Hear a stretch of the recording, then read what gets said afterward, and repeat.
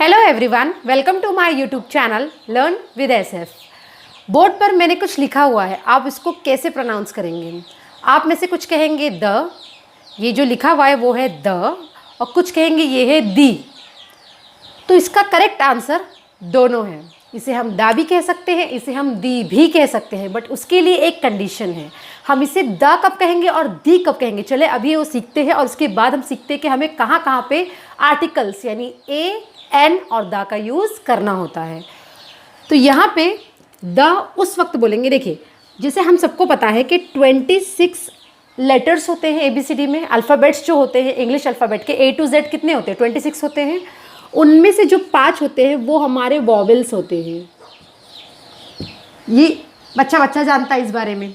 A, E, I, O, U ये हमारे vowels हैं, इनसे ही हमारे साउंड्स बनते हैं। और बाकी बचे 21 अल्फ़ाबेट्स, वो होते हैं हमारे कॉन्सोनेंट। ये बात भी हमें पता है। अब अगर कहीं द दिखे, हमें ये वर्ड दिखे, द दिखे, और उसके बाद मान लीजिए यहाँ पे लिखा हुआ है प्रेसिडेंट, तो प्रेसिडेंट का जो पी है ये कौन सा साउंड है? ये क्या है? एक कॉन्सोनेंट है। इसकी आवाज़ कैसी निकल रही है? प। पी की आवाज़ निकल रही है, मतलब ये क्या है? एक कॉन्सोनेंट है। तो इससे पहले इसे हम द पढ़ेंगे। जब ये आएगा तो हम इसको क्या पढ़ेंगे? द ही पढ़ेंगे, द प्रेसिडेंट। और मान लीजिए अगर इस तरह से होता, तो यहाँ पे जो ई है, ई हमारा क्या है? एक वॉवेल है, ई वॉवेल है। तो उससे पहले अगर हमें ये द दिखे तो हम इसको दी पढ़ेंगे, दी एंड। आपने कभी भी मूवीज़ देखने के आखिर में देखा होगा दी एंड लिख कर आता है, करेक्ट? तो हम उसका प्रोनाउंसिएशन करते हैं दी एंड। तो याद रख लीजिए कि कभी भी द के बाद का जो वर्ड होता है उसका पहला लेटर अगर क्या है? कॉन्सोनेंट है, तो हम उसको द पढ़ेंगे, और अगर वो वॉवेल है तो हम उसको दी पढ़ेंगे। सिस्टम समझ में आ गया? अगर कॉन्सोनेंट रहेगा फर्स्ट लेटर तो उसको क्या पढ़ेंगे? हम द पढ़ेंगे, और अगर वो वॉवेल है तो इसको क्या पढ़ेंगे? हम दी एंड। जैसे एग्जाम्पल USA, ठीक है? अगर USA हम बोल रहे हैं तो यहाँ पे इससे पहले हम कहेंगे दी USA। देखिए यहाँ पे मैंने 2 और एग्जाम्पल्स लिए हैं। यहाँ पे द ओल्ड पढ़ेंगे या दी ओल्ड पढ़ेंगे? आप बताइए मुझे कमेंट सेक्शन में। यहाँ पे द यंग पढ़ेंगे कि दी यंग पढ़ेंगे? ये मुझे आप कमेंट करके बताइए, आपको समझा या फिर नहीं समझा। चलिए फिर हम मूव करते हैं आर्टिकल्स की तरफ। आर्टिकल्स क्या होते हैं? चलिए तो शुरू करते हैं आज का ये वीडियो लेक्चर आर्टिकल्स के बारे में।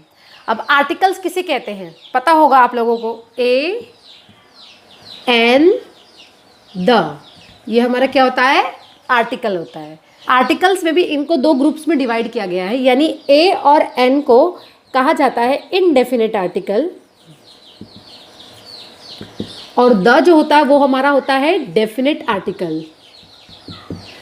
द को डेफिनेट आर्टिकल इसलिए बोलते हैं क्योंकि ये किसी पर्टिकुलर चीज़ को पॉइंट आउट करता है। अच्छा, इसका यूज़ क्यों करते हैं? आर्टिकल्स का यूज़ हम करते हैं नाउन या प्रोनाउन के पहले या फिर किसी एडजेक्टिव के पहले यूज़ करते हैं। द, ए और एन, इन चीज़ों का यूज़ हम करते हैं, इन आर्टिकल्स को हम यूज़ करते हैं। तो द जो होता है वो होता है डेफिनेट आर्टिकल। ये किसी पर्टिकुलर चीज़ के बारे में बताने के लिए पर्टिकुलर चीज़ को पॉइंट आउट करता है। जैसे एग्जाम्पल लीजिए, आई सॉ अ बॉय। मैं किसी लड़के के बारे में बात कर रही हूँ जो अनजान है, जिसके बारे में मैं नहीं जानती हूँ। मैंने एक लड़के को देखा, आई सॉ अ बॉय। उसके बाद मैं सेम उस लड़के के बारे में और कुछ बात कर रही हूँ और आगे बता रही हूँ, तो मैं बोलूँगी the boy was looking nervous.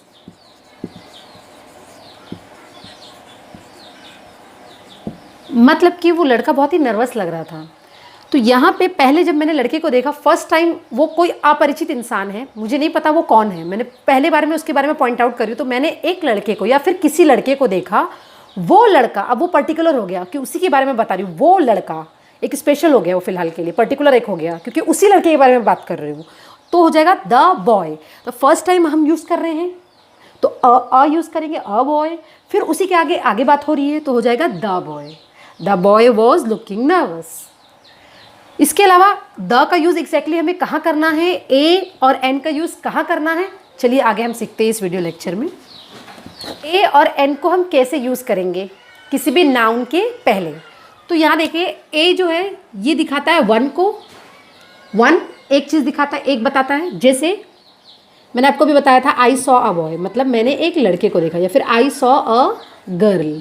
जब ए को हम सेंटेंस में यूज़ करते तो इसका जो प्रोनाउंसिएशन होता है वो अ होता है। ए इसको हम नहीं बोलेंगे, इसको बोलेंगे अ। आई सॉ अ गर्ल, तो यहाँ पे मतलब एक लड़की को देखा। मतलब कोई भी एक चीज़ बताने के लिए हम क्या नॉर्मली किस चीज़ का यूज़ करते हैं, अ वर्ड का, ए का यूज़ करते हैं। और एन का यूज़ किया जाता है वॉवेल साउंड्स के साथ। अभी मैंने आपको बताया वॉवेल साउंड्स क्या होता है। इंग्लिश अल्फ़ाबेट के 26 अल्फ़ाबेट्स में से कुछ होते हैं वॉवेल्स, यानी 5 वॉवेल्स होते हैं, ए ई आई ओ यू। और बाकी बचे हुए जितने भी लेटर्स होते हैं, यानी जो 21 लेटर्स है इंग्लिश अल्फ़ाबेट ABCD के, वो 21 क्या होते हैं, हमारे कॉन्सोनेंट होते हैं। स्कूल में हमें ये सिखाया जाता है कि अगर मान लीजिए इस तरह से लिखा हुआ है अम्ब्रेला, हम पढ़ते आ रहे हैं बचपन से ये, अम्ब्रेला में यू एक क्या है, वॉवेल है, एक वॉवेल है, इसलिए हम इससे पहले क्या लगा देंगे, एन लगा देंगे। हमें ये सिखाया जाता है, करेक्ट। अगर मान लीजिए कुछ दूसरा वर्ड है, जैसे एलिफेंट लिखा हुआ है, तो एलिफेंट में जो ई है, ई हमारा क्या है, एक वॉवेल है, तो उसके आगे हमने क्या लगा दिया, एन लगा दिया। उसके बाद फिर मान लीजिए यहाँ पे यूनियन लिखा हुआ है, तो यूनियन में ये क्या है, यू है, ये भी क्या है, एक वॉवेल है, तो इससे पहले भी हम क्या लगा देंगे, एन लगा देंगे। लेकिन एक्चुअली ये रॉन्ग है, ये चीज़ बिल्कुल गलत है। यूनियन के पहले एन नहीं लग सकता, हम एन नहीं लगा सकते। वो क्यों, वो देखिए, हमें इसके प्रोनाउंसिएशन पे जाना है, साउंड पे जाना है कि कैसा साउंड आ रहा है। हम लेटर पे नहीं जाएंगे। देखिए इसका साउंड कैसा था, अम्ब्रेला, अगर हिंदी में लिखेंगे तो ये ऐसा हो जाएगा, अम्ब्रेला, अ से शुरुआत होगी। एलिफेंट में ए, एलिफेंट, इस तरह से शुरुआत होगी। और यूनियन में इस तरह से लिखा जाएगा। तो हम जो है वो हिंदी अल्फ़ाबेट्स के हिसाब से चलते हैं। ए एन लगाने के लिए, एन लगाने के लिए हमें हिंदी अल्फ़ाबेट्स के हिसाब से चलना पड़ेगा। वो कैसे, देखिए हिंदी में हमको पता है कुछ होते हैं स्वर और फिर व्यंजन, ये हमने पढ़ा होगा, स्वर और व्यंजन।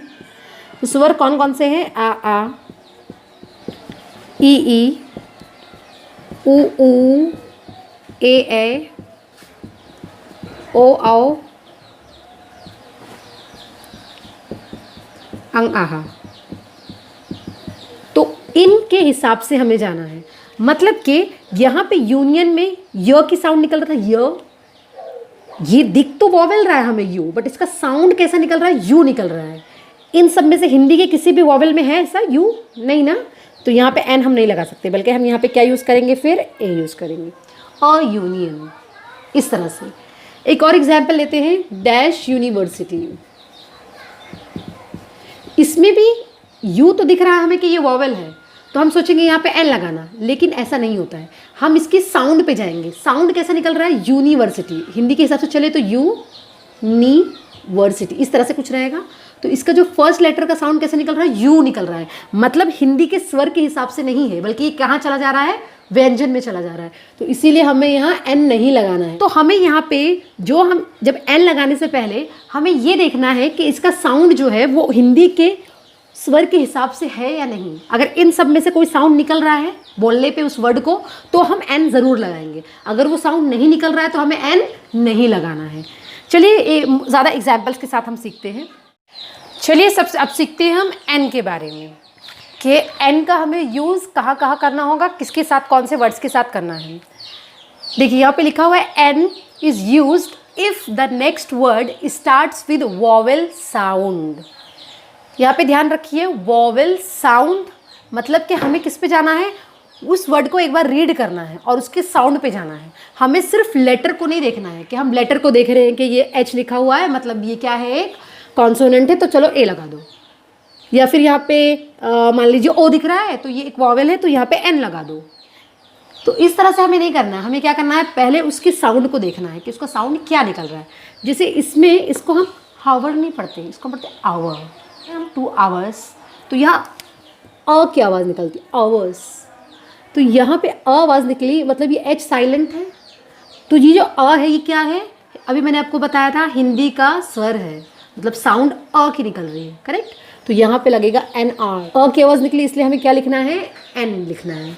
अब यहाँ पे पेन, तो पेन में कौन सा साउंड निकल रहा है, प, पेन, प निकल रहा है साउंड हमारा, तो इसलिए यहाँ पे लगाएंगे अ पेन।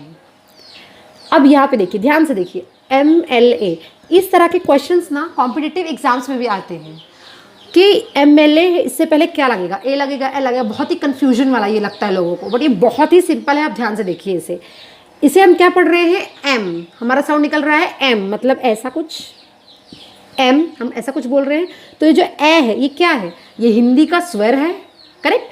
अगर हम इंग्लिश अल्फ़ाबेट के हिसाब से जाएंगे तो ये इंग्लिश का जो एम है ये क्या है, एक कॉन्सोनेंट है। बट हम उस पर नहीं जाना, हमें साउंड पे जाना है। ये क्या निकल रहा है, साउंड कैसे निकल रहा है, एम। तो जो ए है वो क्या है, हिंदी का स्वर है, इसलिए इससे पहले लगाएंगे एन, MLA। तो यहाँ पे साउंड क्या निकला, ए निकला, तो इसलिए हमने क्या लगाया, एन लगाया। समझ लीजिए जिसे NRI ऐसा लिखा है, NRI जैसे एक वर्ड है, ठीक है। तो यहाँ पे कोई एब्रीविएशन होता है ना, मतलब कोई फुल फॉर्म भी उसका होता है, तो भी ना हम उसकी साउंड पे ही जाते हैं। जैसे यहाँ पे MLA का भी कुछ फुल फॉर्म होता है, मेंबर ऑफ लेजिस्लेटिव असेंबली, इसका ये फुल फॉर्म होता है, बट हम उसके साउंड के हिसाब से जा रहे हैं। तो यहाँ पे NRI मतलब NRI, तो यहाँ पे इसकी साउंड कैसे निकल रहा है, एन, करेक्ट, एन ए करके निकल रहा है। तो ये क्या है, एक स्वर है हिंदी का, इसलिए इससे पहले हम क्या यूज़ करेंगे, क्या लगाएंगे, एन लगाएंगे। इतना समझ में आया। नेक्स्ट क्या देखो, ऑरेंज, इसका साउंड कैसा, ऑरेंज। इस तरह से हम लिख सकते हैं ऑरेंज। तो ये कैसा साउंड निकल रहा है, ऑ, मतलब हिंदी के स्वर का साउंड निकल रहा है, इसलिए हम यहाँ क्या लगाएंगे, एन लगाएंगे। अब ये वर्ड देखिए, इसमें क्या है, ये ईयर।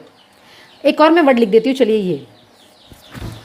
अब इन दोनों में, इसमें मैं लगाऊंगी एन और इसमें मैं लगाऊंगी ए, मतलब आ। अब आप बोलेंगे ऐसे कैसे, ये भी ईयर है, ये भी ईयर है, तो आप इसमें एन क्यों लगा रहे हो और इसमें अ क्यों लगा रहे हो, इस तरह क्यों? क्योंकि इस पे साउंड पे ध्यान दीजिए। ये लिखा हुआ ईयर, मतलब ईयर, करेक्ट, मतलब ई साउंड निकला। ये हमारा व्यंजन है, ये हमारा स्वर नहीं है, इसलिए हम क्या लगाएंगे, अ ईयर। और इसमें ईयर, इस तरह से ये होगा, ईयर,